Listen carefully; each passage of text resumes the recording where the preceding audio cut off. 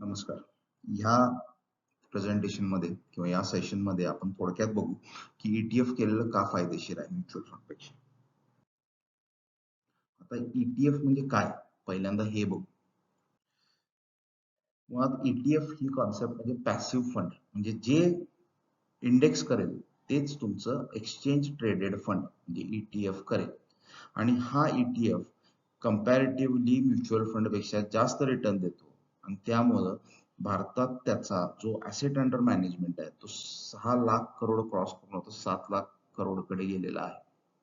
त्याच्या अंडर जो asset under management आहे, अमेरिकेसारख्या ठिकाणी जिथं ऑलरेडी डेव्हलप्ड मार्केट आहे, तर तिथे 2021लाच पॅसिव्ह फंड हे ऍक्टिव्ह फंड्स पेक्षा एयुएम त्यांचा वाढलेला आहे. इट इज ऑलरेडी क्रॉस्ड आणि तो ऑलरेडी वरती गेलेला आहे. हे लोक का असं करत आहेत, तर ईटीएफ मध्ये 90 टू 98% तुमचं जे ट्रेलिंग कमिशन असतं म्युच्युअल फंड्स मध्ये, जे डेली बेसिस वरती तुम्हाला चार्ज केलं जातं म्युच्युअल फंड मध्ये चार्जेस, तर ते तुम्ही डायरेक्टली सेव्ह करू शकता. 90% तरी करू शकता, अगदी 98 सुद्धा पॉसिबल आहे. तर ते तुम्ही जर कमिशन सेव्ह केले असतील तर तुमच्या जो मॅच्युरिटी व्हॅल्यू आहे ईटीएफची, ती तुमच्या म्युच्युअल फंड पेक्षा सेम होल्डिंग्स वरती ही असेल. So this is the reason 8.5 crore असेल, इकडे 6 करोड सुद्धा होत नाही. ओके, त्यामुळे ईटीएफ करणं मध्ये इन्व्हेस्ट करणं गरजेचं आहे. आता ईटीएफ म्हणजे काय, ईटीएफ बघायच्या आधी आपण इंडेक्स काय बघू. आता हा निफ्टी 50 आहे, तर याच्यात हे वेगवेगळे सेक्टर्स आहेत. Banking, I T, may be this is metals और समथिंग एल्स. ओके, एनर्जी असेल, हा एनर्जी सेक्टर आहे, कन्झ्युमर गुड्स आहे. तर हे 50 स्टॉक्स आहेत या वेगवेगळ्या सेक्टरमध्ये.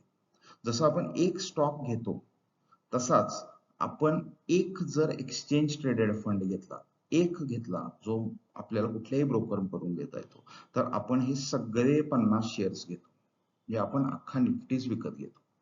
तर सगळ्यात जास्त वेटेज कुणाचं आहे याच्यामध्ये, तर एचडीएफसी बँक 11%, 13% असं व्हॅरी होतं.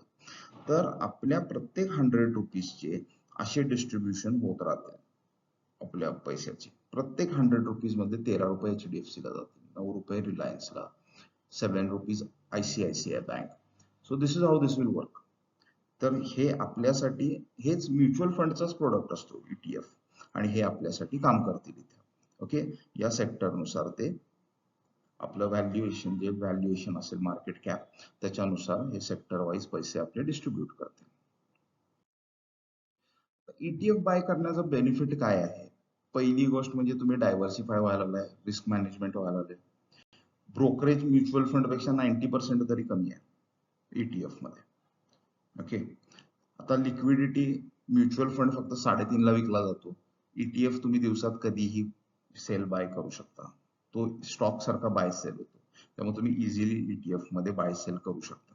ओके, आता हे काम कसं होतं, तर आपल्याला काय नाही करायचं, आपल्या ब्रोकरला जाऊन आपल्याला फक्त ईटीएफ बाय करायचं आहे नॉर्मल, आणि तुम्हाला हवा आहे तेव्हा सेल करायचं आहे. तुमच्या अकाउंटवर तो ईटीएफ येऊन जाईल, एक्सचेंज ट्रेडेड फंड. अगदी एक शेअर बाय करतो तसाच करतात.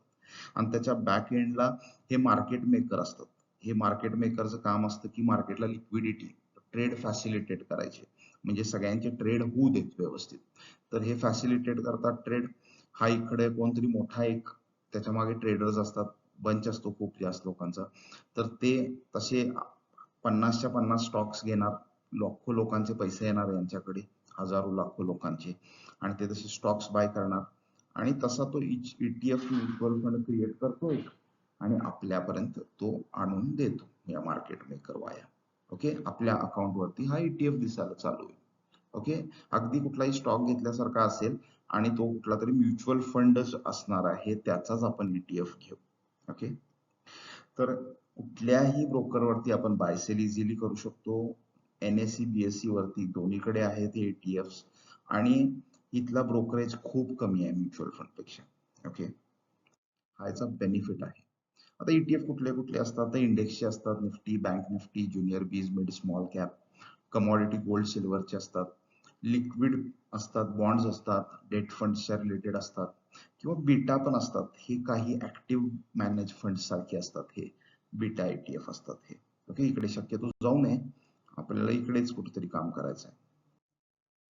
आता शेवट काय याचा, तर तुम्हाला जर तुमचे पैसे म्युच्युअल फंडच्या ओनरला द्यायचे नाहीयेत, त्या म्युच्युअल फंडला द्यायचे नाहीयेत, आणि तुम्हाला स्वतःसाठी तुमचे करोड रुपये हवेत, ओके, जे तुम्ही मध्ये कमिशन्स मध्ये घालवायला लागलाय, तर करायचं असेल तर तुम्ही ETFच मध्ये इन्व्हेस्ट करा. हार्डली 1 मिनिटाच्या आत इन्व्हेस्टमेंट होती, इझिली अगदी. ओके, इझिली तुम्ही बाय सेल करू शकता. याच्याबरोबर तुमचा पोर्टफोलिओ डायव्हर्सिफाईड राहील, इंडिव्हिज्युअल स्टॉक सारखी रिस्क नसेल, आणि तुम्ही कधीही सेल बाय करू शकता, जे नॉर्मल मार्केटचं टायमिंग आहे त्याच्यामध्ये. हा आमचा पोर्टफोलिओ आहे, आणि याचं रिटर्न 114% झालंय लास्ट 4 इयर्स 2 months मध्ये.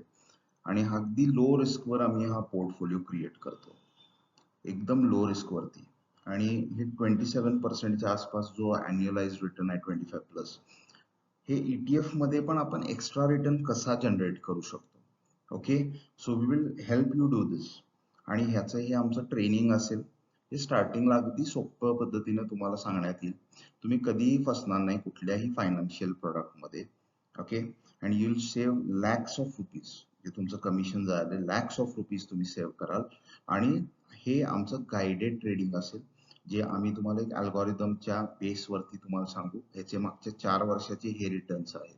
Okay, which is purely investment, and अगदी 5% पेक्षा लेस ड्रॉडाऊनवर आम्ही हे रिटर्न्स अचीव्ह केलेले आहेत. So if you want to attend it, तर तुम्ही या नंबरवर कॉल करा आणि तुम्ही आमच्या बरोबर जॉईन होऊ शकता. थँक्यू.